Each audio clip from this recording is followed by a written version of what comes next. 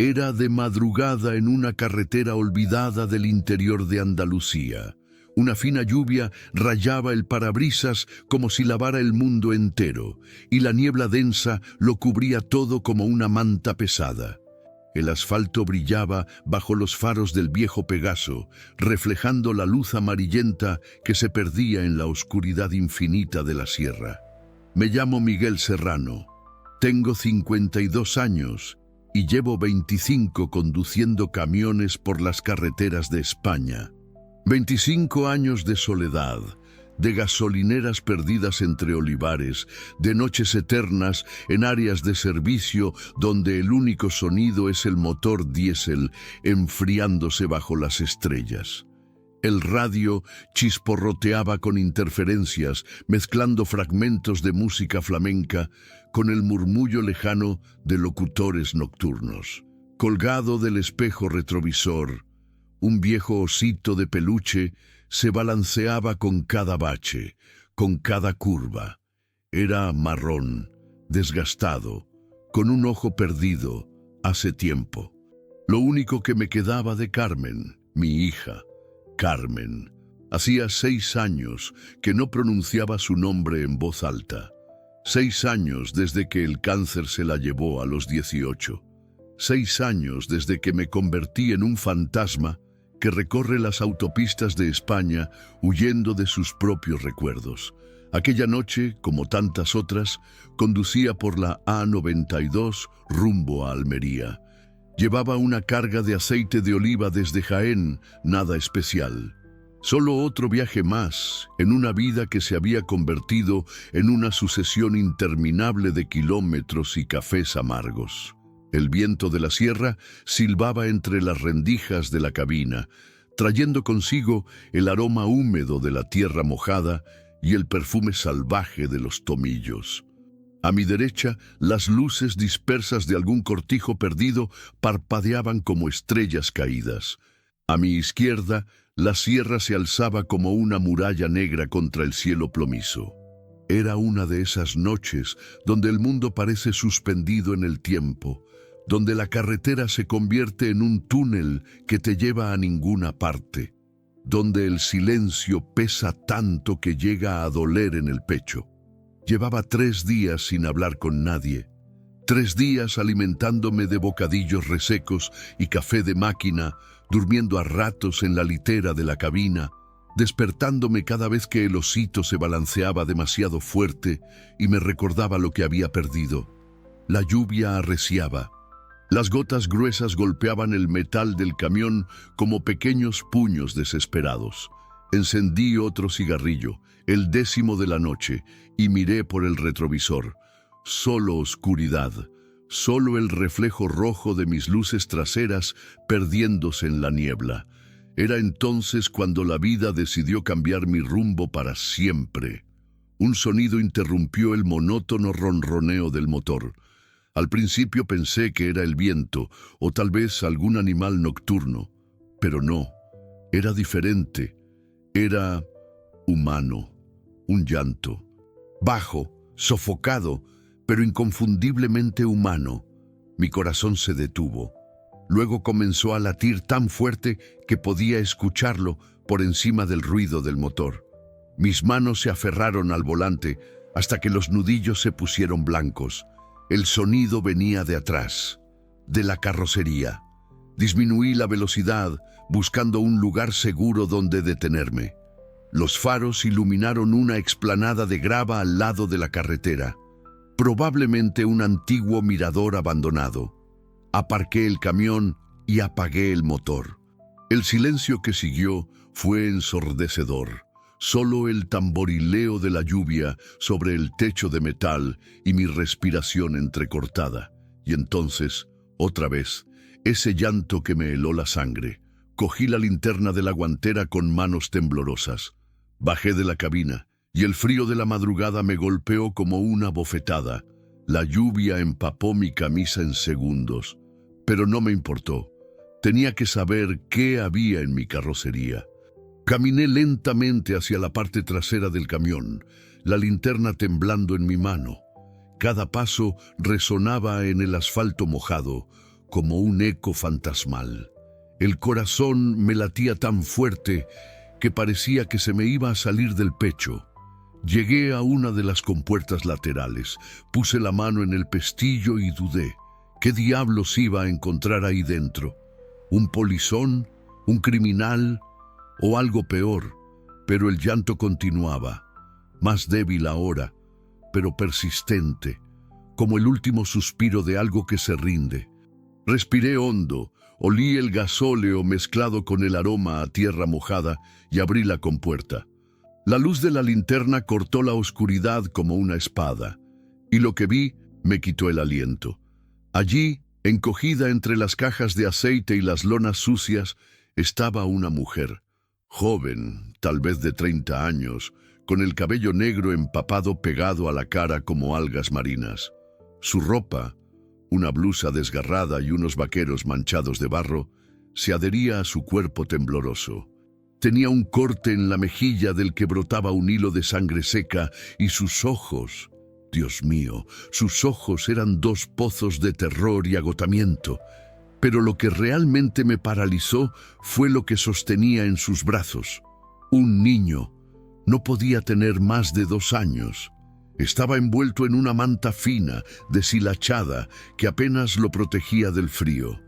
Su piel tenía un tono grisáceo, enfermizo, y respiraba con dificultad.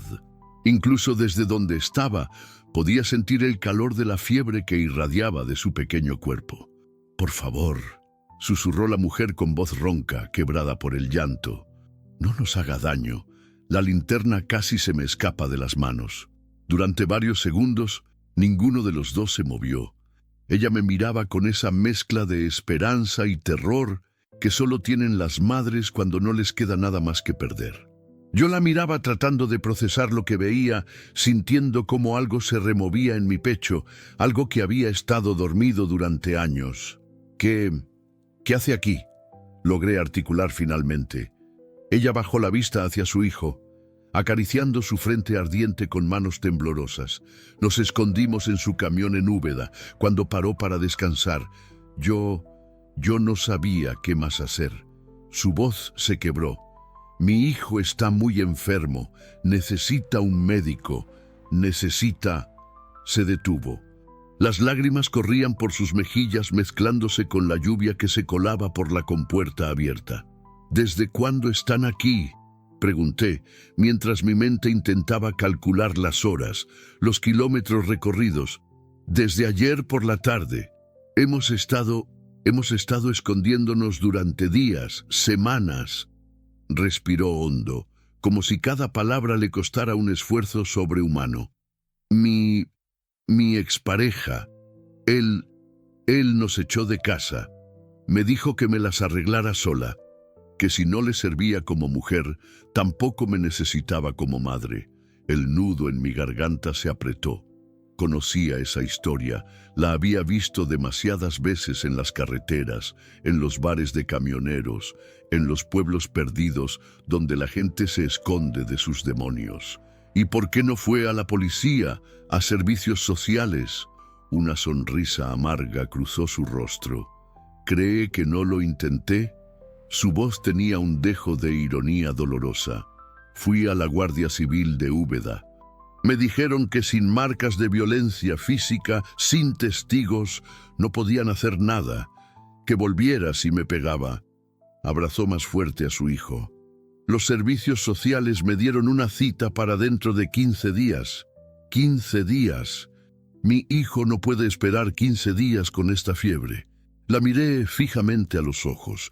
Eran marrones, como los de Carmen, y tenían esa misma determinación feroz que había visto en mi hija cuando luchaba contra el cáncer. La determinación de una madre que haría cualquier cosa por su hijo. «¿Cómo se llama?», pregunté suavemente. «Esperanza. Y él es Dani». Besó la frente del niño. «Cumplió 2 años la semana pasada. Yo no tenía dinero para una tarta, ni siquiera para unas velas. Esperanza». El nombre resonó en mi cabeza como un eco. ¿Cuánto tiempo hacía que no escuchaba esa palabra? ¿Cuánto tiempo hacía que no la sentía? El viento sopló más fuerte, trayendo gotas de lluvia que se estrellaron contra nosotros. Esperanza se encogió tratando de proteger a Dani con su cuerpo. «Salga de ahí», le dije tendiéndole la mano. «Vamos a la cabina. Ahí estará seca y caliente».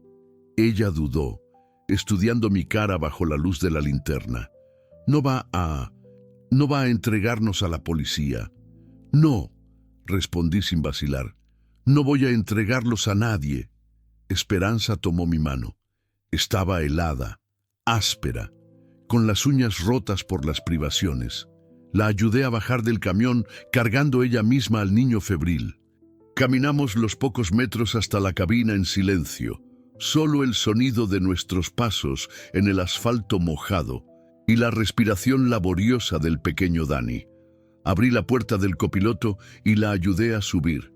Luego rodeé el camión y me senté al volante. Encendí la calefacción y la cabina se llenó de un calor reconfortante. «Gracias», murmuró Esperanza, acunando a su hijo. «Gracias por no tiene que agradecer nada», la interrumpí. «Soy padre. O fui padre». Algo en mi tono la hizo mirarme con más atención. «¿Qué pasó?» Miré el osito que colgaba del retrovisor. Se balanceaba suavemente con el movimiento del camión. «Cáncer», dije simplemente. «Hace 6 años. Tenía 18 años». Esperanza siguió mi mirada hasta el osito. «¿Era suyo?» «Sí, se llamaba Carmen». Tragué saliva. Yo no estuve ahí cuando me necesitó. Siempre estaba en la carretera, siempre trabajando. Cuando me di cuenta de lo grave que estaba, ya era demasiado tarde». «Lo siento», susurró ella. «Yo también». Nos quedamos en silencio durante unos minutos. Esperanza acariciaba el cabello del niño, tarareando una canción de cuna. Dani había dejado de llorar, pero su respiración seguía siendo irregular. «¿A dónde iba?», preguntó finalmente. «A Almería, pero eso da igual ahora». La miré. «Su hijo necesita un médico. Hay un hospital en Granada. Puedo llevarlos». «No, no tengo dinero para pagar». «No necesita dinero. Es el hospital público. Lo van a atender». Esperanza cerró los ojos y por primera vez desde que la había encontrado vi algo parecido al alivio en su rostro. «¿Por qué hace esto?», me preguntó. «¿Por qué nos ayuda?». Me quedé pensando. ¿Por qué lo hacía? ¿Por culpa? ¿Por soledad? ¿Por la necesidad de redimirme por todas las veces que no había estado ahí? «Porque alguien debería haberlo hecho por mí», respondí finalmente. «Cuando mi hija me necesitaba, cuando mi mujer me necesitaba. Alguien debería haber detenido su camión y haber dicho: «Vamos, te llevo a casa, te llevo con tu familia». Esperanza asintió, comprendiendo sin necesidad de más palabras. «Gracias, Miguel», dijo, leyendo el nombre en una placa que tenía en el salpicadero. «Gracias por dejarme ayudar, Esperanza». Arranqué el motor. El viejo Pegaso rugió con vida y las luces delanteras cortaron de nuevo la oscuridad de la carretera. Pero esta vez, la oscuridad no me daba miedo. Esta vez, tenía una misión. Mientras conducía por la A92 hacia Granada, con Esperanza y Dani dormidos en el asiento del copiloto, sentí algo que no había sentido en años. Propósito. Había encontrado algo por lo que valía la pena conducir. El osito de Carmen se balanceaba suavemente en el retrovisor y por primera vez en mucho tiempo no me dolía mirarlo. Era como si me dijera: «Está bien, papá, esta vez quédate». Pero lo que ninguno de nosotros sabía era que nuestro viaje apenas comenzaba y que detrás de nosotros, en la carretera que dejábamos atrás, 2 faros habían aparecido en la niebla. Faros que nos seguían. Faros que se acercaban cada vez más. Los primeros kilómetros hacia Granada transcurrieron en una calma engañosa. La lluvia había amainado hasta convertirse en una llovizna fina que creaba un velo plateado sobre el asfalto. Esperanza se había quedado dormida acurrucada contra la puerta con Dani en sus brazos. El niño respiraba mejor con el calor de la cabina, aunque cada tanto se estremecía y murmuraba palabras incoherentes en sueños. Yo conducía en silencio, concentrado en la carretera serpenteante que descendía hacia el Valle del Genil. Las luces del pueblo de Loja brillaban a lo lejos como un rosario de perlas amarillas esparcidas en la negrura. El paisaje familiar de olivos y cortijos me tranquilizaba. Conocía cada curva, cada pendiente de esta ruta que había recorrido cientos de veces. Pero algo no estaba bien. Miré por el retrovisor lateral y los vi. Dos faros que mantenían una distancia constante detrás de nosotros. Al principio pensé que era casualidad, otro camionero nocturno o algún conductor madrugador. Pero cuando reduje la velocidad, ellos también lo hicieron. Cuando aceleré ligeramente me siguieron. Un escalofrío me recorrió la espalda. Esperanza, la llamé suavemente. Esperanza, despierte. Ella abrió los ojos de inmediato, con esa alerta instantánea que tienen las madres cuando algo no va bien. ¿Qué pasa?, preguntó, incorporándose y mirando a su hijo. Mire por el retrovisor de su lado. ¿Ve esos faros? Esperanza se giró y observó. Su rostro se transformó. El color huyó de sus mejillas y sus ojos se llenaron de terror. «Es él», susurró. «Es Raúl, mi ex. Me encontró». «¿Cómo puede estar segura?» «Porque conozco esa furgoneta. Una Renault Kangoo blanca. Tiene una abolladura en el capó desde el año pasado». Su voz temblaba. «Siempre decía que me encontraría donde fuera, que no podría escapar de él». Dani se removió en sus brazos, gimoteando. Esperanza lo acunó instintivamente, pero no apartó los ojos del retrovisor. «¿Cómo pudo saber que estábamos aquí?», pregunté. Él conoce las carreteras. Trabajaba en una empresa de transportes antes de empezar a beber. Conoce todos los caminos entre Úbeda y Granada». Respiró hondo tratando de controlar el pánico. Además, pregunta en todos los bares de camioneros, ofrece dinero por información, siempre encuentra lo que busca. Los faros se acercaron un poco más. Pude distinguir mejor la forma de la furgoneta. Esperanza tenía razón. Era una Kangoo blanca y efectivamente tenía una abolladura en el lado derecho del capó. «¿Qué va a hacer?», preguntó Esperanza. «¿Va a parar?». La miré. En sus ojos había resignación, como si ya hubiera aceptado que esta persecución era inevitable, que siempre terminaría igual. «No», dije con firmeza. «No voy a parar, y no voy a dejar que se los lleve». «Pero usted no entiende. Él es violento. Cuando bebe, no razona. Es capaz de cualquier cosa. También yo». Había algo en mi voz que hizo que Esperanza me mirara con sorpresa. Algo que yo mismo no sabía que tenía hasta ese momento. La furgoneta aceleró. Ahora estaba a menos de 100 metros detrás de nosotros.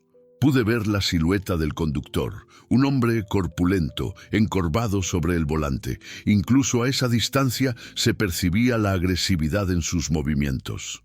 «Miguel, por favor», suplicó Esperanza. «Pare el camión, yo me bajo con Dani. No quiero que usted salga lastimado por nosotros». «No voy a parar», repetí, «y no se va a bajar». Pisé el acelerador. El viejo Pegaso respondió con un rugido sordo, ganando velocidad por la pendiente. Conocía esta carretera como la palma de mi mano.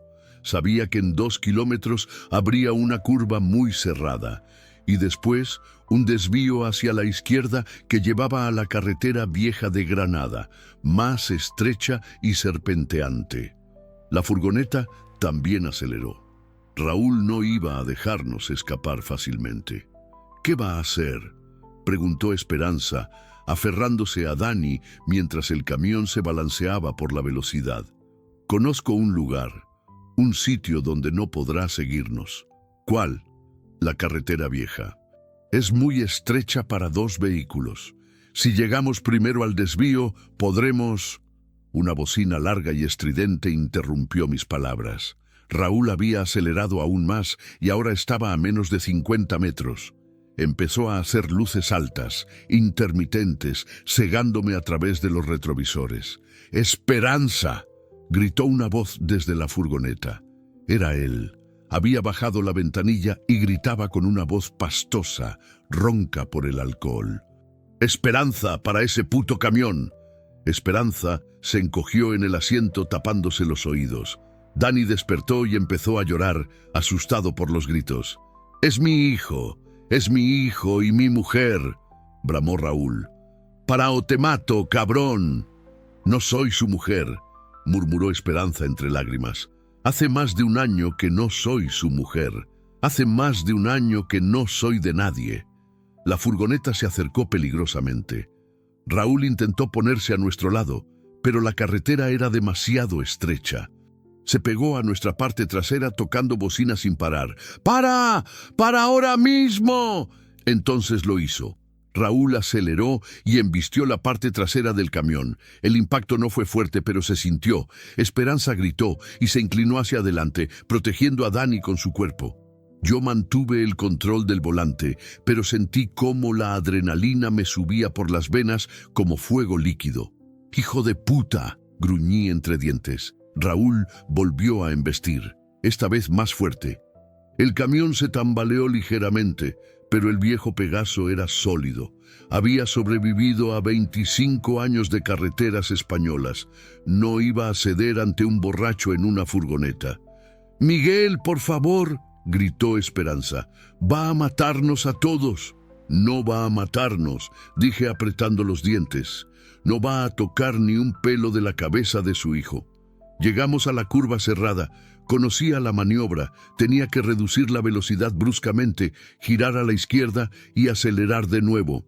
Si lo hacía bien, ganaría unos metros preciosos. Frené, giré, y el camión derrapó ligeramente sobre el asfalto mojado. Esperanza se aferró al salpicadero, con los ojos cerrados. Dani lloraba a todo pulmón. Raúl no esperaba la maniobra. La furgoneta siguió de largo, patinando sobre la grava del arcén. Lo vi por el retrovisor. Había perdido el control momentáneamente y se había salido de la carretera. Pero no por mucho tiempo. ¡Ahí!, grité, señalando a la izquierda. ¡El desvío! Una señal azul y blanca indicaba Granada por carretera vieja, 25 kilómetros. Era una ruta serpenteante que subía y bajaba por las estribaciones de la sierra, más lenta pero más segura. Giré bruscamente. Los neumáticos chirriaron sobre el asfalto. Ahora estábamos en una carretera de 2 carriles, mucho más estrecha, bordeada por muros de piedra seca y bancales de olivos. Miré por el retrovisor. Raúl había recuperado el control y venía detrás de nosotros, pero la carretera estrecha le impedía adelantar. Estaba atrapado detrás del camión. ¡Cabrón! ¡Para ese camión! Se escuchaba su voz cada vez más desesperada. ¡Esperanza! ¡Baja de ahí ahora mismo! No voy a bajar, murmuró Esperanza, más para sí misma que para mí. No voy a volver con él. Prefiero morir antes que volver. No va a morir, le dije. Y no va a volver con él, se lo prometo. Pero mientras pronunciaba esas palabras, vi algo que me heló la sangre. En el retrovisor, Raúl había sacado algo por la ventanilla. Era negro, metálico, brillaba bajo los faros. Un arma. ¡Para o disparo!, gritó. ¡Para o disparo a las ruedas! Esperanza lo vio también. Se puso pálida como la cera. «Dios mío», susurró. «Dios mío, va a disparar». «No va a disparar», dije, aunque no estaba seguro. «No va a arriesgar la vida de su hijo». «Sí que va a disparar», gritó Esperanza. «Ya lo ha hecho antes. Por eso me fui. Por eso huí». Un disparo retumbó en la noche. La bala pasó silbando junto a la cabina y se estrelló contra una señal de tráfico 20 metros más adelante. «¡Miguel!», gritó Esperanza. «¡Pare! ¡Pare, por favor! No quiero que muera por nosotros». Pero yo no iba a parar, no podía. Había tomado una decisión en el momento en que vi a esa mujer y a ese niño en mi camión, y no había vuelta atrás. «¡Agáchense!», grité. Agáchense y cubran al niño. Esperanza se inclinó hacia adelante, formando un escudo con su cuerpo alrededor de Dani. Yo me encorvaé sobre el volante, tratando de ofrecer el menor blanco posible. Otro disparo, esta vez más cerca. Pude escuchar el impacto del metal contra la carrocería. «¡Última oportunidad!», bramó Raúl. «Paraó la próxima. Va a la cabina». El sudor me corría por la frente a pesar del frío. Mis manos temblaban sobre el volante, pero no iba a parar. No iba a entregar a Esperanza y a Dani a ese monstruo. Entonces vi la salvación. A 300 metros por delante, donde la carretera hacía una curva pronunciada hacia la derecha, había una estructura que conocía bien. El puente viejo de Fuente Vaqueros. Era un puente de piedra muy estrecho, construido en el siglo XIX. Solo cabía un vehículo a la vez. Si conseguía llegar primero al puente, Raúl tendría que esperar hasta que yo lo cruzara. Y al otro lado había una explanada donde podría maniobrar. «¡Esperanza!», grité. «Cuando lleguemos al puente va a escuchar un gran estruendo. No se asuste». «¿Qué va a hacer?». Algo que debería haber hecho hace 25 años. Aceleré al máximo. El viejo Pegaso rugió como un animal herido, pero respondió. La aguja del velocímetro marcaba 80 km/h, demasiado para esa carretera estrecha, pero no tenía elección. Raúl también aceleró, desesperado por alcanzarnos antes del puente. La furgoneta se acercó peligrosamente, a menos de 10 metros. «¡Ahora sí te tengo!», gritó, pero se equivocaba. Llegué al puente con ventaja de apenas 5 metros. Suficiente. Las piedras centenarias del puente se alzaron a nuestro alrededor como las paredes de una fortaleza. El camión llenaba completamente el espacio del puente. Raúl tuvo que frenar bruscamente detrás de nosotros, atrapado. Crucé el puente y llegué a la explanada del otro lado. Allí ejecuté la maniobra que había estado planeando. Giré el camión 180 grados, bloqueando completamente la salida del puente. Raúl estaba atrapado en el puente. No podía avanzar porque yo bloqueaba la salida.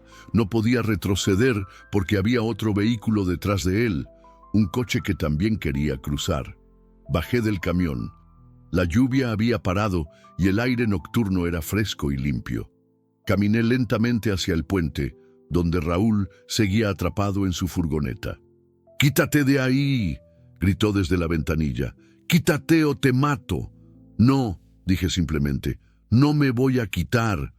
Es mi hijo, es mi mujer». «No», repetí, «no es su mujer, y si es su hijo, debería estar cuidándolo en lugar de perseguirlo con un arma». Raúl salió de la furgoneta. Era un hombre grande, de unos 40 años, con barba descuidada y ropa arrugada.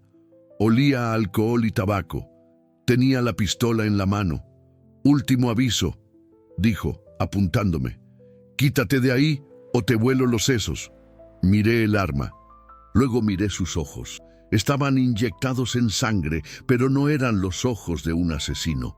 Eran los ojos de un hombre perdido, desesperado, que había perdido el control de su vida. «No va a disparar», dije. «¿Cómo lo sabes?». «Porque es padre, y los padres no matamos delante de nuestros hijos». Raúl vaciló. La pistola tembló en su mano. «Ella es mía», murmuró. «Siempre ha sido mía». «No», dije. «Ella no es de nadie. Es libre. Y su hijo necesita un padre, no un perseguidor». «¿Y quién coño eres tú para decirme cómo ser padre?». «Alguien que lo hizo mal», admití. «Alguien que perdió a su hija por estar siempre en la carretera. Alguien que no supo estar cuando lo necesitaban». La pistola bajó unos centímetros. «Pero usted puede hacerlo diferente», continué. «Puede dejar que se vayan, puede buscar ayuda, puede convertirse en el padre que su hijo necesita». «No sabes nada», murmuró. «No sabes nada de mi vida. Sé que está borracho. Sé que tiene un arma. Sé que está persiguiendo a una mujer que le tiene miedo. ¿Eso es lo que quiere que recuerde su hijo de usted?». Raúl miró hacia el camión, donde Esperanza y Dani seguían en la cabina.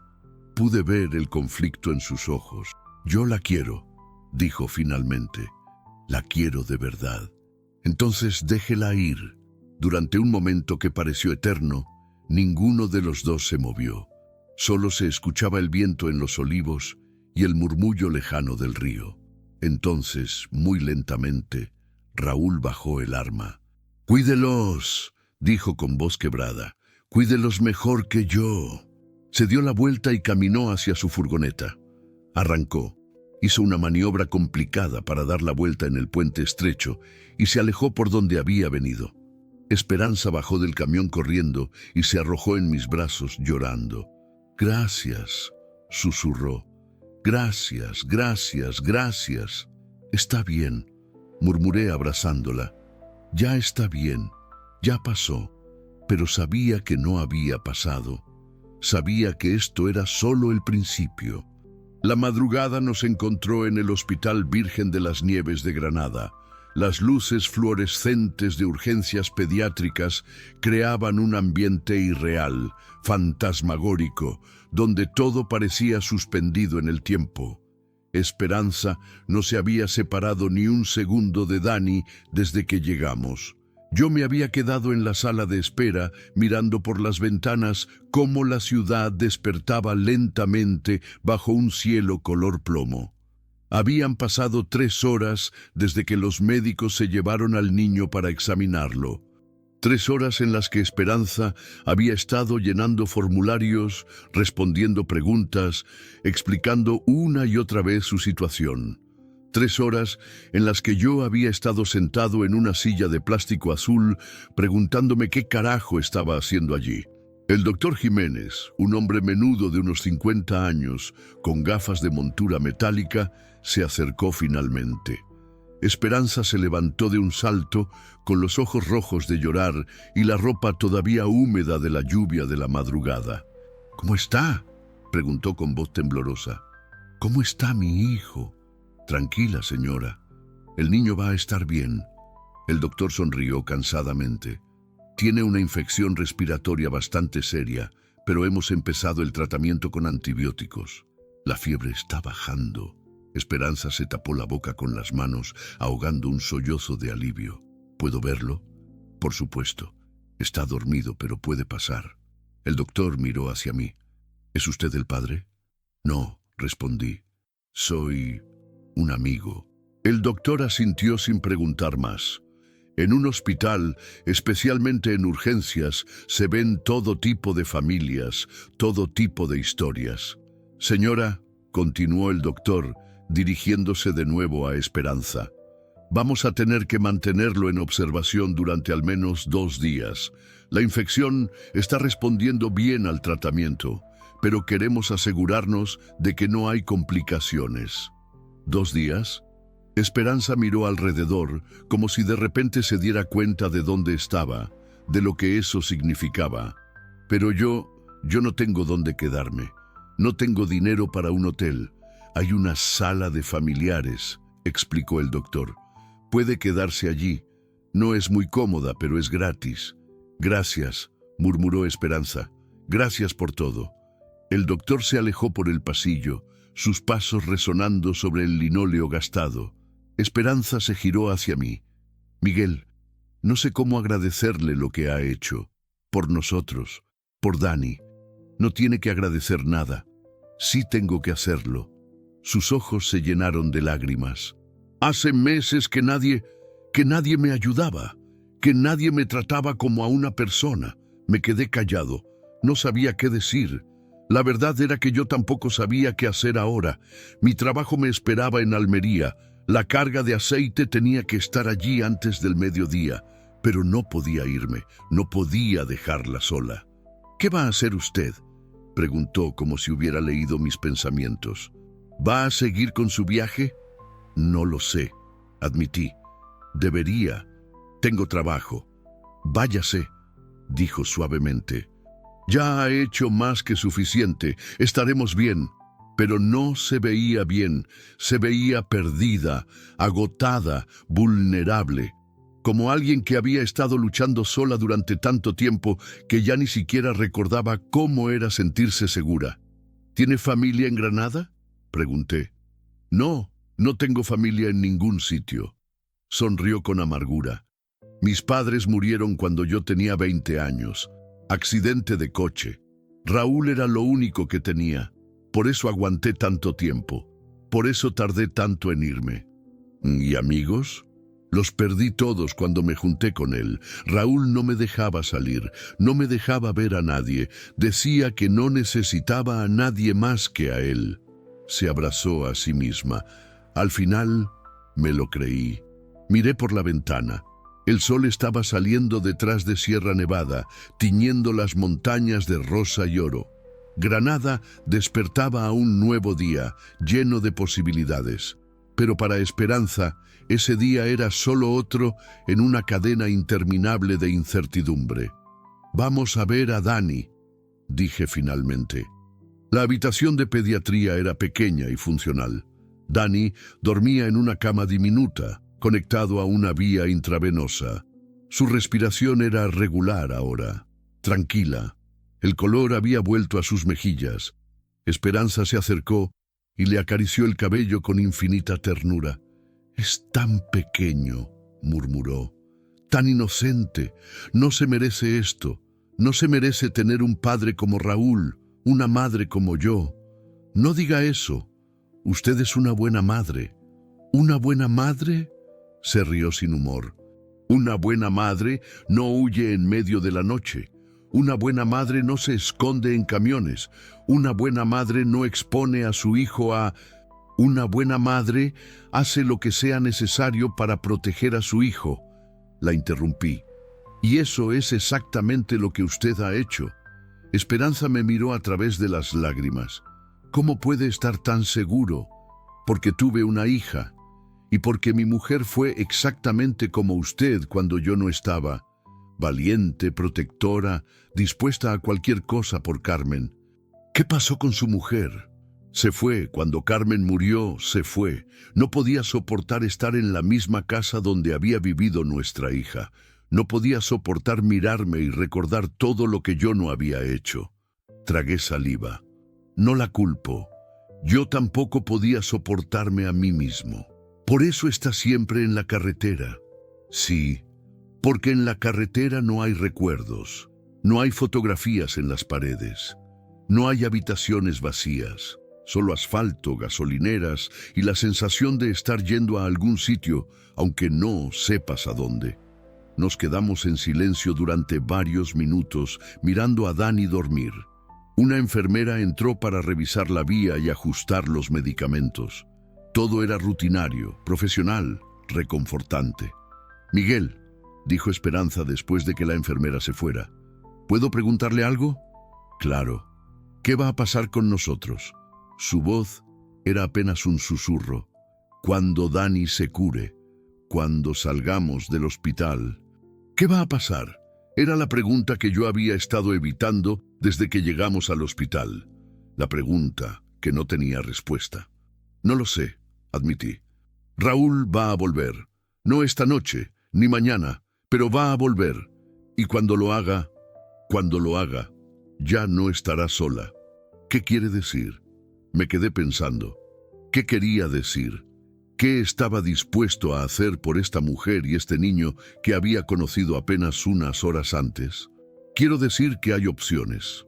Casas de acogida para mujeres maltratadas, programas de ayuda, gente que puede ayudarla a empezar de nuevo. Ya intenté todo eso. Ya se lo dije. Nadie me creyó. Nadie me ayudó. Porque estaba sola. Pero ahora no está sola. Esperanza me miró con una mezcla de esperanza y desconfianza.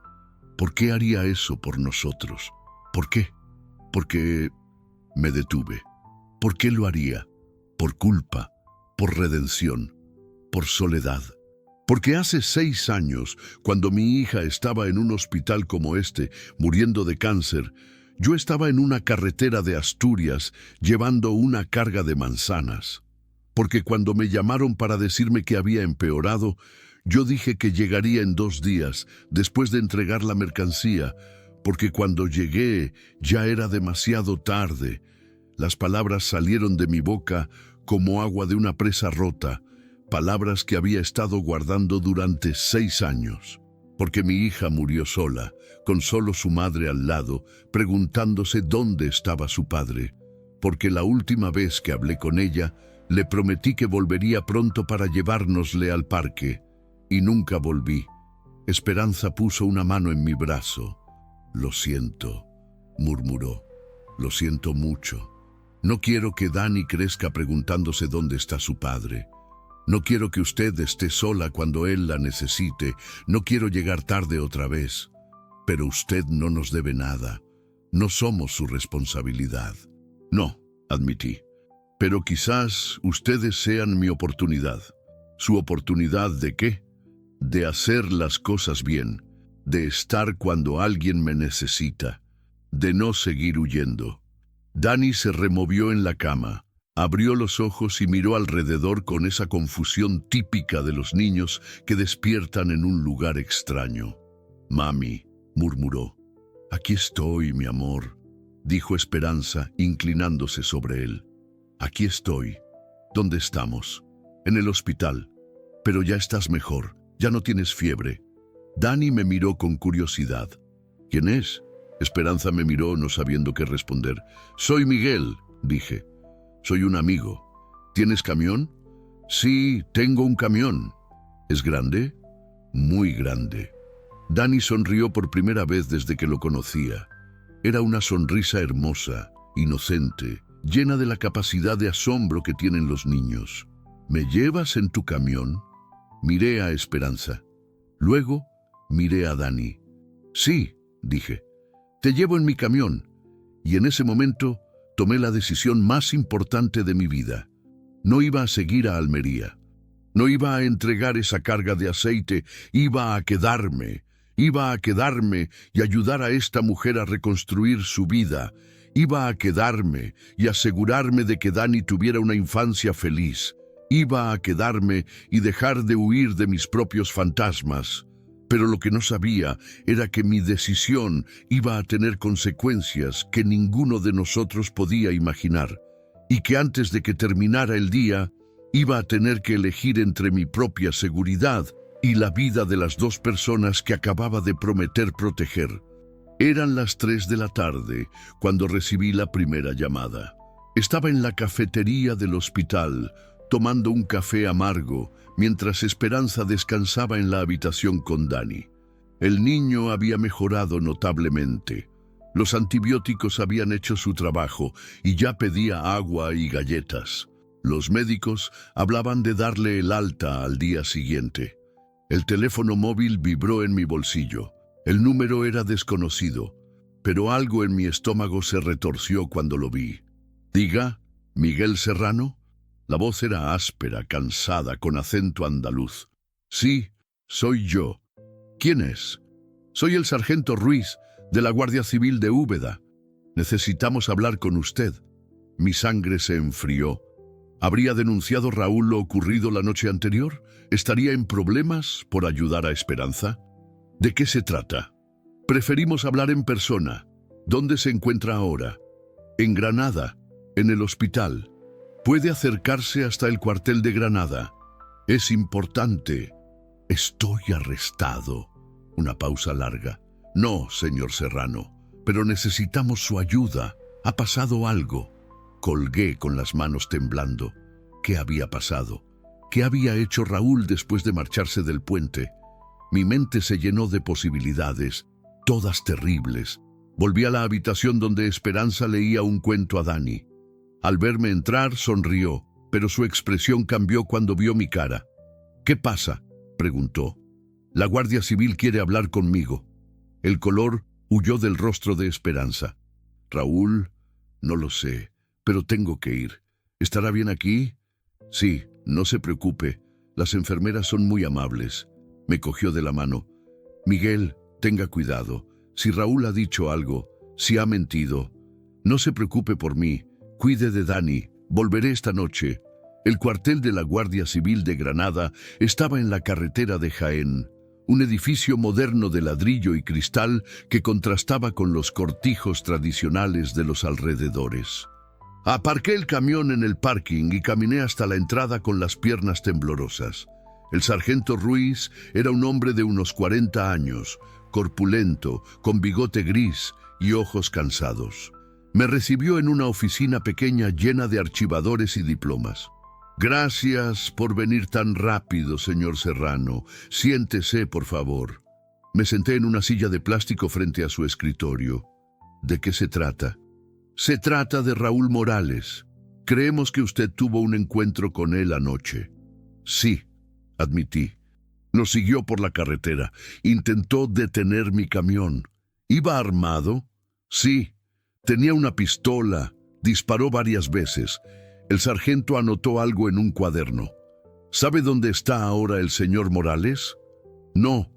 Después de que habláramos en el puente, se marchó.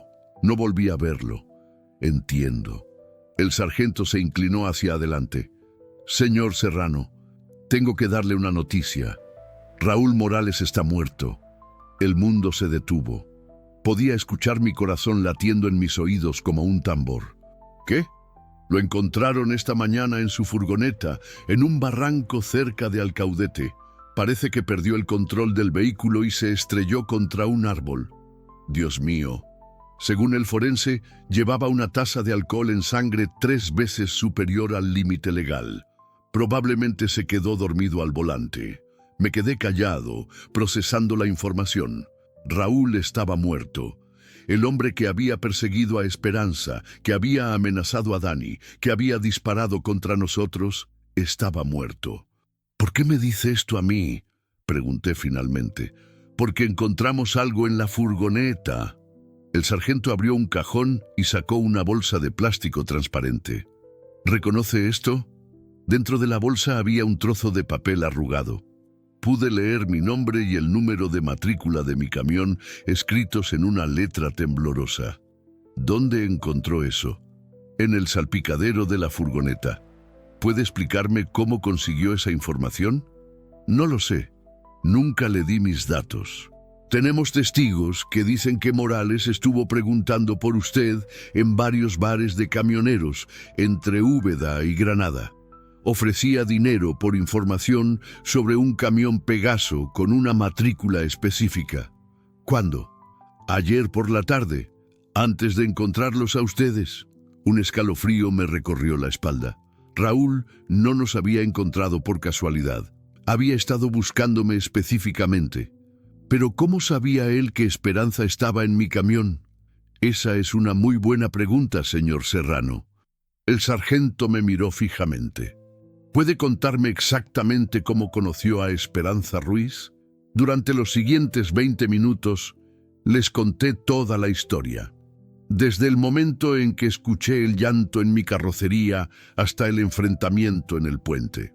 El sargento tomaba notas, hacía preguntas, me pedía detalles. ¿Y dice que Morales se marchó sin hacer nada más? Sí, bajó el arma y se fue. Le pareció estable mentalmente. Le pareció borracho y desesperado, pero no loco. El sargento cerró su cuaderno. Señor Serrano, necesito que sepa algo.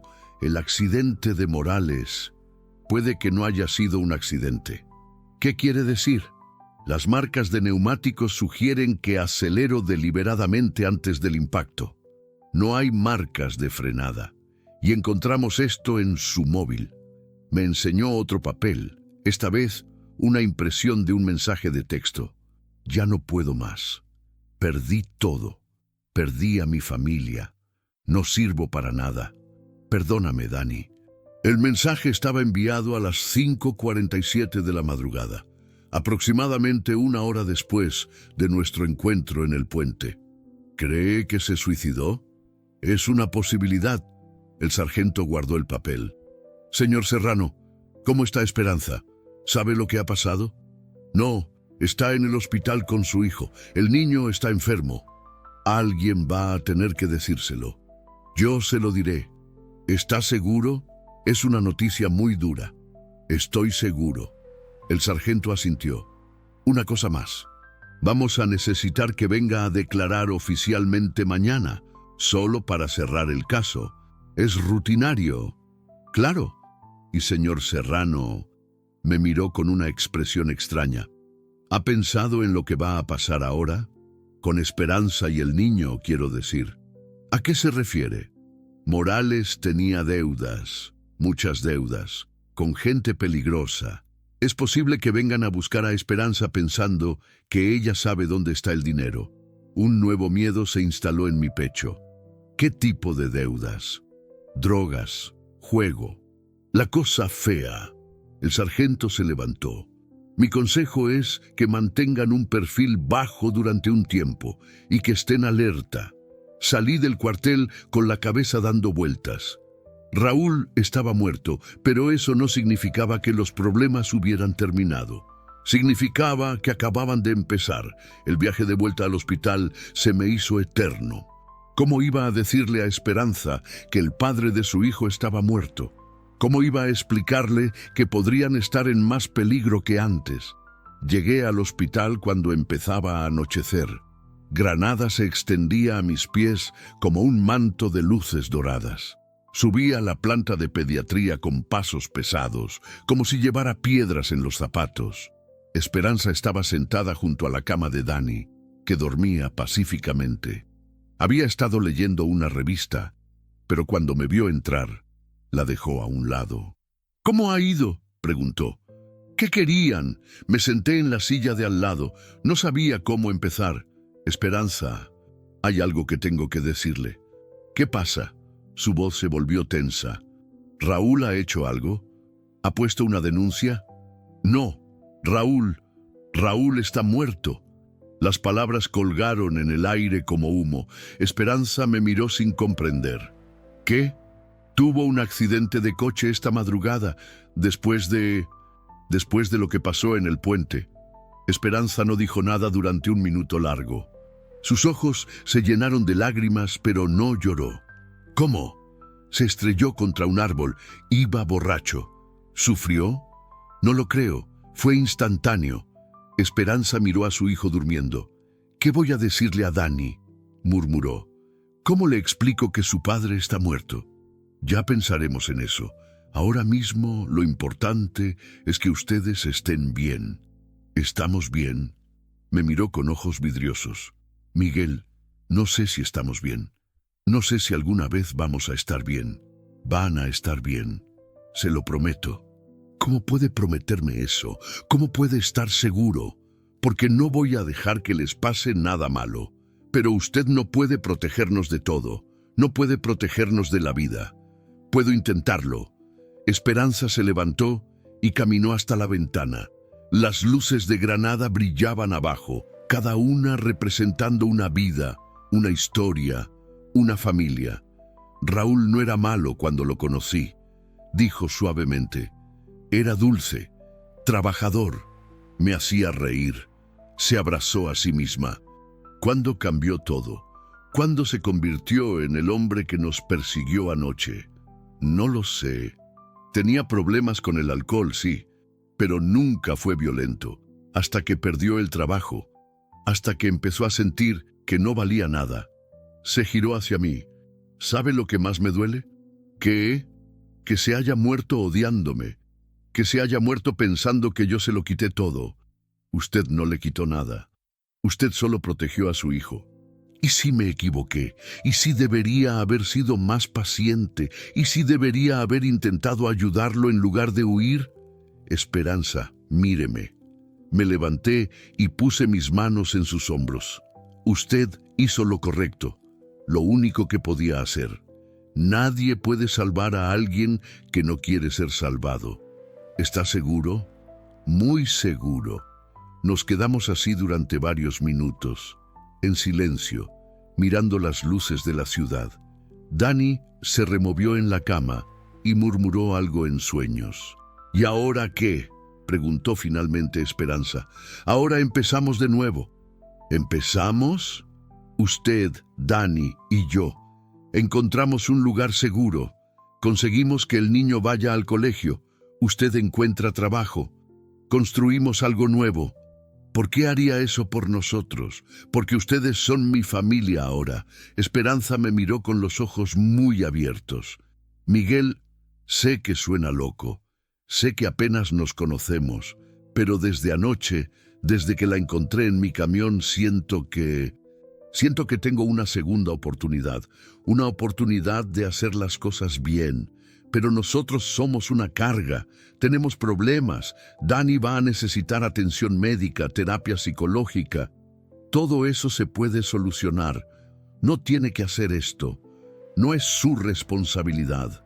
No, admití, pero quiero hacerlo. ¿Me deja hacerlo? Esperanza me miró durante largo rato, luego muy lentamente asintió. Sí, susurró. Sí, me deja. Y en ese momento, mientras las luces de Granada brillaban abajo y Dani dormía pacíficamente, supe que mi vida había cambiado para siempre. Ya no era Miguel el camionero solitario. Ya no era el hombre que huía de sus recuerdos por las carreteras de España. Era parte de una familia extraña, improvisada, nacida del dolor y la necesidad, pero una familia al fin y al cabo. Pero lo que no sabíamos era que al día siguiente, cuando saliéramos del hospital, nos estaría esperando una sorpresa que pondría a prueba nuestra nueva unidad familiar de una manera que ninguno de nosotros había imaginado. Una sorpresa que cambiaría nuestras vidas una vez más y que me obligaría a tomar la decisión más difícil de todas. El alta de Dani llegó a las 10 de la mañana del jueves. El niño había recuperado completamente el color y corría por la habitación del hospital como si nunca hubiera estado enfermo. Esperanza había pasado la noche en vela, no solo por la preocupación natural de una madre, sino por el peso de todo lo que había ocurrido en las últimas 48 horas. ¿A dónde vamos ahora?, me preguntó mientras recogía las pocas pertenencias que tenían. Una muda de ropa limpia que había comprado en la tienda del hospital, algunos juguetes que las enfermeras le habían dado a Dani y un osito de peluche nuevo que había reemplazado al que perdió en la huida. A buscar un lugar donde quedarnos, respondí. Algo temporal, hasta que decidamos qué hacer. Miguel, tengo que decirle algo. Esperanza se acercó y bajó la voz. No tengo dinero, nada. Lo poco que tenía lo gasté antes de esconderme en su camión. No se preocupe por eso. Sí, me preocupo. No quiero ser una carga. No quiero que piense que estoy aprovechándome de su bondad. La miré fijamente. Tenía ojeras profundas y la ropa arrugada, pero había algo diferente en su postura. Ya no se encorvaba como alguien que espera el siguiente golpe. Se mantenía erguida, como si hubiera recuperado parte de su dignidad. Esperanza, escúcheme bien. Usted no es una carga. Y no se está aprovechando de nada. Estamos juntos en esto, ¿de acuerdo? Ella asintió, pero pude ver que todavía tenía dudas. Salimos del hospital a mediodía. El sol de febrero en Granada era suave pero cálido, y la ciudad vibraba con la energía de un día laborable. Dani iba entre nosotros, cogido de nuestras manos, mirando todo con la curiosidad natural de un niño de 2 años. ¡Camión!, gritó cuando vio mi Pegaso en el aparcamiento. ¡Es muy grande! ¿Quieres subir?, le pregunté. Sus ojos se iluminaron. Lo alcé y lo senté en el asiento del conductor. Dani agarró el volante con sus manitas y empezó a hacer ruidos de motor. ¡Brum, brum! ¡Voy a Granada! Esperanza sonrió por primera vez en días. Era una sonrisa pequeña, cansada, pero real. «Le gustan los coches», explicó. Antes, cuando las cosas estaban bien, él le había prometido que cuando fuera mayor, le enseñaría a conducir. «Yo puedo enseñarle», dije sin pensar. Esperanza me miró con sorpresa. ¿Lo haría? Claro, cuando tenga edad para ello. Era una promesa extraña de hacer a alguien que conocía desde hacía menos de 3 días, pero se sintió natural. Correcta. Condujimos por el centro de Granada buscando una pensión barata. Encontramos una en el barrio del Realejo, cerca de la Alhambra, la Pensión Carmen. El nombre me golpeó como un puñetazo, pero lo tomé como una señal. Era un edificio antiguo con fachada encalada y balcones de hierro forjado. La propietaria, una mujer mayor llamada Dolores, nos miró con suspicacia cuando entramos. Esperanza cargaba a Dani, que se había quedado dormido durante el viaje, y yo llevaba una bolsa de plástico con sus pertenencias. ¿Cuánto tiempo van a quedarse?, preguntó Dolores. No estamos seguros, respondí. Unos días, tal vez una semana. ¿Y el niño? Es mi hijo, dijo Esperanza rápidamente. Ya veo. Dolores nos estudió. Son 40 euros la noche, por adelantado. Pagué una semana completa. La habitación era pequeña, pero limpia, con una cama de matrimonio, una cuna de bebé que Dolores trajo de otra habitación y una ventana que daba a un patio interior lleno de geranios. No está mal, dijo Esperanza sentándose en la cama con Dani en brazos. Es temporal, le recordé, hasta que encontremos algo mejor. Miguel, Esperanza vaciló. ¿Ha pensado realmente en lo que está haciendo? ¿En lo que significa? ¿A qué se refiere? A dejar su trabajo, su vida, todo, por nosotros. La verdad era que no había pensado mucho en ello. Había actuado por instinto, por necesidad emocional, por la urgencia de hacer algo correcto después de tantos años de hacer todo mal. Mi vida era conducir por carreteras vacías, comer bocadillos rancios y dormir en cabinas de camión, dije. No tenía nada que dejar atrás, pero tenía libertad. Podía ir donde quisiera, cuando quisiera. La libertad no sirve de nada cuando no tienes a nadie con quien compartirla. Esperanza acostó a Dani en la cuna y se acercó a la ventana. El patio estaba lleno de luz dorada que se filtraba entre las hojas de una parra. «¿Sabe lo que más me asusta?», dijo sin mirarme. «¿Qué? Acostumbrarme a esto, a sentirme segura, a tener esperanza, y que luego todo se vaya al carajo otra vez. No va a pasar. ¿Cómo puede estar tan seguro? Porque esta vez voy a estar aquí. No me voy a ir». Se giró hacia mí y vi lágrimas en sus ojos. «¿Me lo promete?». «Se lo prometo». Nos quedamos allí durante un momento, mirándonos, sellando un pacto silencioso. Entonces, alguien llamó a la puerta. «¿Esperan visitas?», preguntó Esperanza, nerviosa. «No». Fui hasta la puerta y pregunté quién era. «Señor Serrano, soy el inspector Moreno, de la Policía Nacional. Necesito hablar con usted». Mi estómago se contrajo. Abrí la puerta y vi a un hombre de unos 50 años, delgado, con traje gris y una expresión seria. «¿Qué puedo hacer por usted?». «¿Puedo pasar?». «Es sobre Raúl Morales». Miré hacia atrás. Esperanza había palidecido y se había acercado protectoramente a la cuna de Dani. «Claro». El inspector entró y echó un vistazo rápido a la habitación. Sus ojos se detuvieron en Esperanza. «¿Señora Ruiz?». «Sí». «Lamento molestarlos, pero tenemos un problema». «¿Qué tipo de problema?», pregunté. «Esta mañana hemos recibido una visita en comisaría. 3 hombres preguntando por la localización de Esperanza Ruiz y su hijo». Hizo una pausa. No eran exactamente el tipo de personas que hacen preguntas por cortesía. Esperanza se sentó pesadamente en la cama. «Los acreedores de Raúl», murmuró. «Exacto». El inspector se dirigió a ella.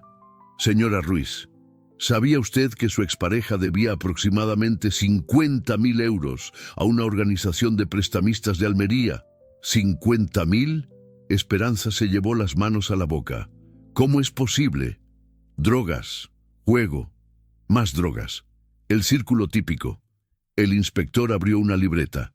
«El problema es que estos individuos creen que usted sabe dónde está el dinero o que tiene acceso a bienes que pueden cubrir la deuda. Pero eso es ridículo. No tengo nada. Raúl me echó de casa sin nada. Eso les da igual. Para ellos, usted es la viuda y las viudas heredan las deudas. Pero legalmente...». Empecé. «Señor Serrano, Esta gente no se rige por las leyes, se rigen por sus propias reglas. El inspector me miró gravemente. Y sus reglas dicen que si no pueden cobrar del deudor, cobran de la familia. ¿Qué quiere que hagamos?, preguntó Esperanza con voz temblorosa. Lo ideal sería que salieran de Granada, de Andalucía mejor, que se fueran lejos y mantuvieran un perfil bajo durante un tiempo. ¿Cuánto tiempo? Hasta que estos tipos encuentren otro objetivo o hasta que los arrestemos, que puede ser nunca. Esperanza miró a Dani, que seguía durmiendo pacíficamente. ¿Y si no nos vamos? El inspector suspiró.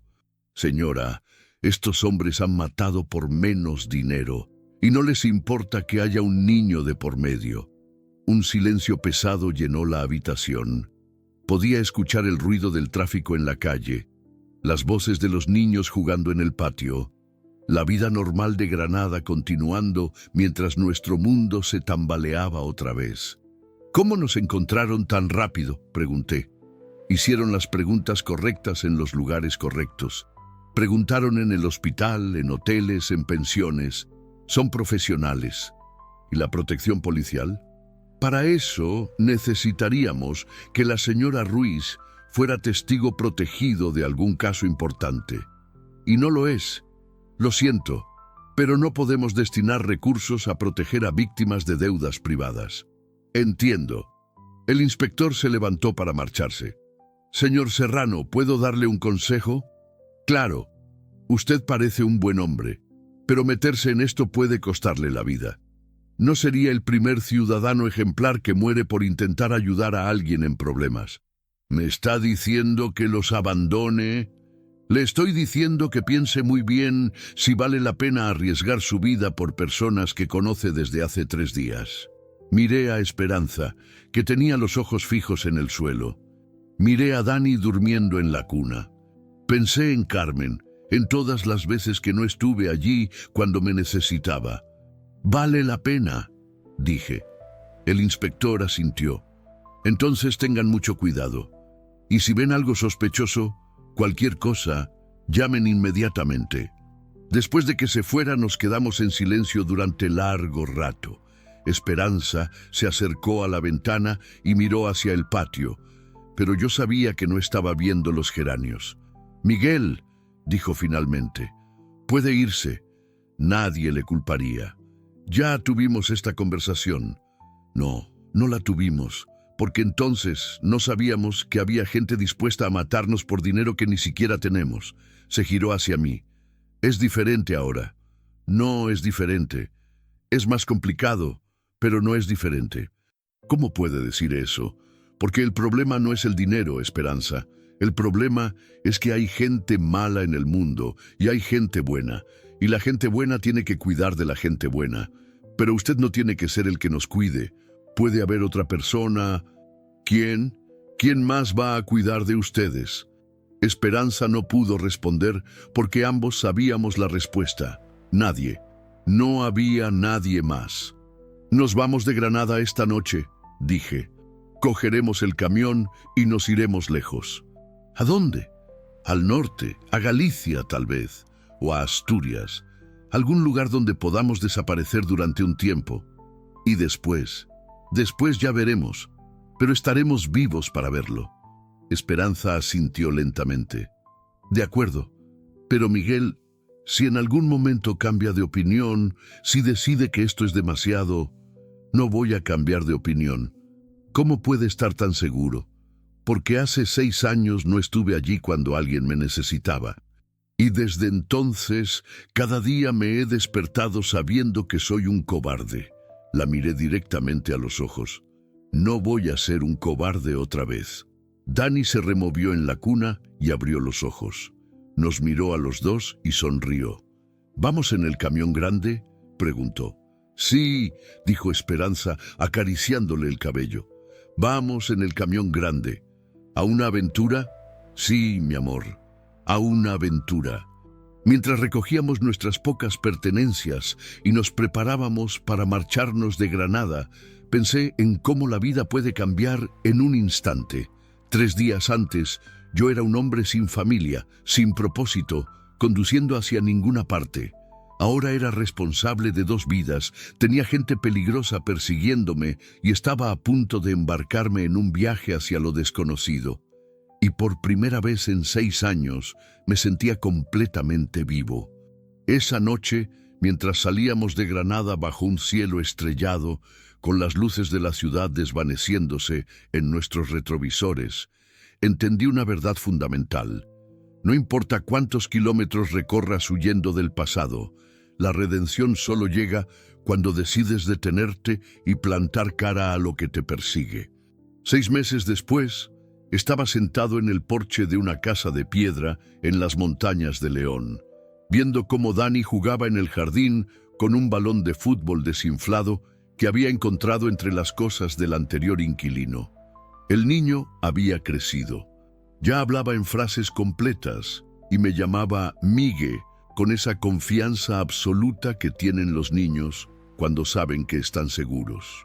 La casa la habíamos encontrado por casualidad en un pueblo llamado Valdepiélago, perdido entre las montañas de la cordillera cantábrica. Era pequeña, de 2 habitaciones, con una cocina que daba a un jardín trasero donde Esperanza había plantado tomates y lechugas. El alquiler era barato porque el pueblo se estaba despoblando y la propietaria, una anciana de 80 años llamada Faustina, estaba encantada de tener inquilinos que cuidaran la casa. ¿Café?, preguntó Esperanza, saliendo al porche con 2 tazas humeantes. Gracias. Se sentó a mi lado en el banco de madera que había construido la semana anterior. Llevaba un vestido de flores que había comprado en el mercado de León, y su cabello, ahora más largo, brillaba bajo el sol de septiembre. ¿En qué piensas?, me preguntó. ¿En cómo llegamos hasta aquí? ¿Te arrepientes? No, jamás. Y era cierto. Los primeros meses habían sido duros. Después de salir de Granada, habíamos conducido durante 3 días, parando solo para repostar y dormir unas pocas horas en áreas de servicio. Yo había vendido el camión en Astorga por la mitad de lo que valía, pero necesitábamos dinero en efectivo y necesitábamos desaparecer del radar de cualquiera que pudiera estar siguiendo la matrícula. Con ese dinero habíamos comprado un Citroën Berlingo de segunda mano y habíamos seguido hacia el norte hasta que el destino nos trajo a Valdepiélago. El pueblo tenía 300 habitantes, una iglesia románica del siglo XII, un bar que abría solo los fines de semana y la tranquilidad absoluta de los lugares que el mundo ha olvidado. Al principio, los lugareños nos miraban con curiosidad. Una pareja joven con un niño pequeño no era algo que se viera todos los días en un pueblo donde la mayoría de los habitantes tenían más de 70 años. Pero poco a poco nos habíamos integrado. Yo había empezado a trabajar como mecánico en el taller del pueblo vecino y Esperanza ayudaba a Faustina con las tareas de la casa a cambio de una reducción en el alquiler. «Miguel», dijo Esperanza, interrumpiendo mis pensamientos, «tengo que decirte algo». Algo en su tono me hizo mirarla con atención. «¿Qué pasa?» «Recibí una llamada esta mañana del inspector Moreno». Mi estómago se contrajo. Habíamos estado 6 meses sin noticias de Granada, 6 meses creyendo que tal vez habíamos conseguido desaparecer para siempre. ¿Qué quería? Los arrestaron, a los 3 hombres que nos buscaban. Los pillaron intentando cobrar otra deuda y resultó que tenían órdenes de busca y captura por otros casos. Sentí como si me quitaran un peso enorme de los hombros. ¿Estás segura? Muy segura. Van a estar en la cárcel durante mucho tiempo. ¿Y eso qué significa para nosotros? Significa que podemos dejar de escondernos, podemos usar nuestros nombres reales. Dani puede ir al colegio, yo puedo buscar trabajo de verdad. ¿Quieres volver a Granada? No, respondió sin vacilar. No quiero volver. Aquí somos felices, aquí tenemos una vida. Miré alrededor. El jardín con sus tomates y lechugas, las montañas que se alzaban como gigantes protectores a nuestro alrededor. Dani corriendo tras el balón con una risa que llenaba el aire de alegría. Sí, dije, aquí tenemos una vida. Miguel, hay algo más que tengo que decirte. ¿Qué? Estoy embarazada. Las palabras se quedaron flotando en el aire como mariposas. La miré fijamente, tratando de procesar lo que acababa de escuchar. ¿Embarazada? De 2 meses. Sonrió nerviosamente. ¿Estás contento? Contento. La palabra se quedaba corta. Estaba eufórico, aterrado, emocionado y confundido a la vez. ¿Cómo o cuándo? El mes pasado, cuando fuimos a León para comprar las semillas. ¿Te acuerdas de la pensión donde paramos? Me acordaba. Era una noche de lluvia y habíamos decidido quedarnos en la ciudad en lugar de volver al pueblo. Habíamos cenado en un restaurante pequeño, habíamos paseado por las calles empedradas del barrio húmedo y por primera vez en meses nos habíamos sentido como una pareja normal. ¿Estás segura? Me hice la prueba esta mañana en León, muy segura. ¿Y cómo te sientes? ¿Asustada? ¿Feliz? ¿Confundida? Se rió. Como tú ahora mismo, supongo. Me levanté del banco y caminé hasta el borde del porche. Dani había dejado el balón y estaba persiguiendo una mariposa entre las plantas de tomate. Era una escena perfecta de infancia, de inocencia, de paz. Miguel, dijo Esperanza detrás de mí. ¿Estás bien? Estoy procesándolo. Si no quieres, si crees que es demasiado pronto, o si... No, me giré hacia ella. No es eso, es que hace 6 años creí que nunca volvería a ser padre. Creí que había perdido esa oportunidad para siempre. ¿Y ahora? Ahora me siento como si me hubieran dado una segunda oportunidad de hacerlo bien. Esperanza se levantó y se acercó a mí. Me puso las manos en el pecho y me miró a los ojos. ¿Estás seguro? ¿Estás seguro de que esto es lo que quieres? Esperanza, hace 6 meses yo era un hombre muerto, un zombi conduciendo por carreteras vacías, huyendo de sus propios recuerdos. Le cogí las manos. Tú y Dani me devolvieron la vida y ahora vamos a tener otro hijo. ¿Vamos? Vamos, porque ya no soy solo Miguel el camionero. Soy Miguel el padre de Dani. Miguel el compañero de Esperanza. Miguel el hombre que encontró una familia en el lugar más inesperado. Las lágrimas corrían por las mejillas de Esperanza. Te amo, susurró. Te amo muchísimo. Yo también te amo. Nos besamos allí, en el porche de nuestra pequeña casa de montaña, mientras Dani jugaba en el jardín y las montañas de León se alzaban a nuestro alrededor como testigos silenciosos de nuestro nuevo comienzo. Esa noche, después de acostar a Dani, Esperanza y yo nos sentamos en la cocina planeando el futuro. Hablaríamos con Faustina sobre comprar la casa. Yo buscaría un trabajo mejor en León. Dani empezaría el colegio en el pueblo vecino. El bebé nacería en primavera. ¿Cómo le vamos a decir a Dani que va a tener un hermano?, preguntó Esperanza. Se lo decimos mañana, con calma, con amor. ¿Crees que se pondrá celoso? Puede ser, pero también puede ser que esté emocionado. Es un niño muy cariñoso, como su padre, como sus 2 padres. Esperanza sonrió. ¿Sabes qué es lo que más me gusta de todo esto? ¿Qué? Que vamos a empezar desde cero, sin pasado, sin fantasmas, solo nosotros y nuestros hijos. Todos tenemos pasado, Esperanza, y todos tenemos fantasmas. La diferencia es que ahora los fantasmas no nos dan miedo. ¿Por qué? Porque ya no estamos solos con ellos. Al día siguiente le dijimos a Dani que iba a tener un hermano. Su reacción fue mejor de lo que esperábamos.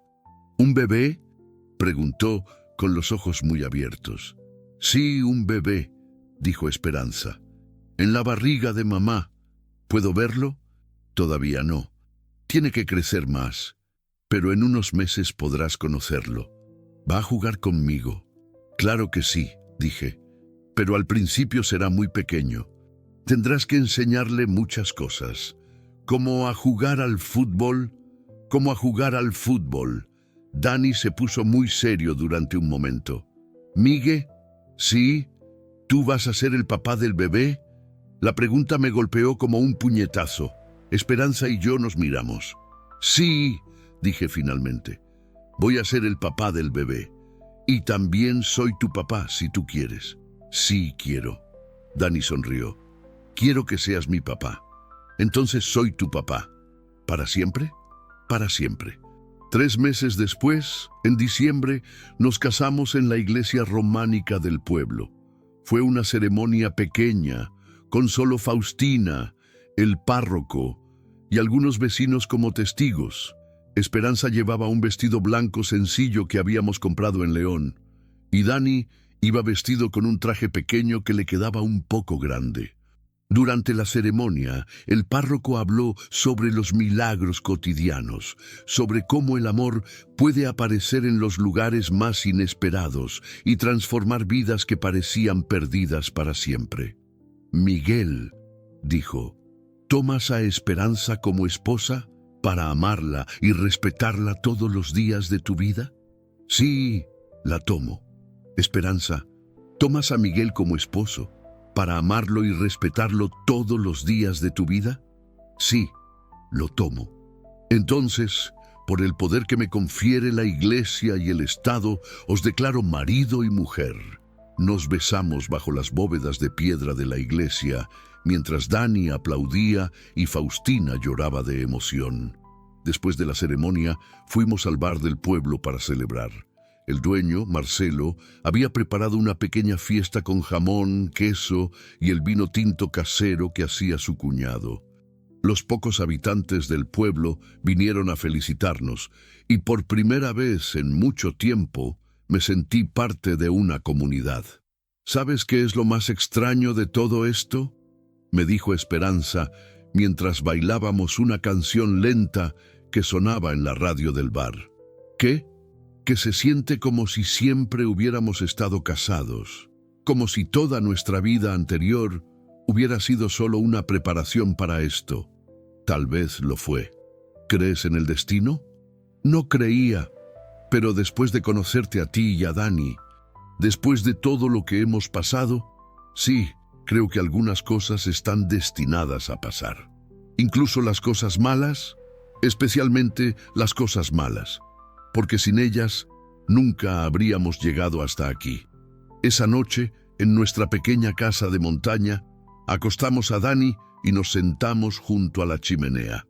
Esperanza tenía ya 5 meses de embarazo y su barriga había empezado a notarse. Yo puse la mano sobre ella, sintiendo los movimientos del bebé. ¿Cómo crees que será?, preguntó Esperanza. No lo sé, pero sea como sea, va a ser amado. ¿Piensas en Carmen? Sí, pero ya no me duele. Es como si ella me hubiera guiado hasta ustedes. Tal vez lo hizo, tal vez. Miramos el fuego durante un rato, escuchando el crepitar de la leña y el viento que silbaba entre las montañas. Miguel, dijo Esperanza finalmente.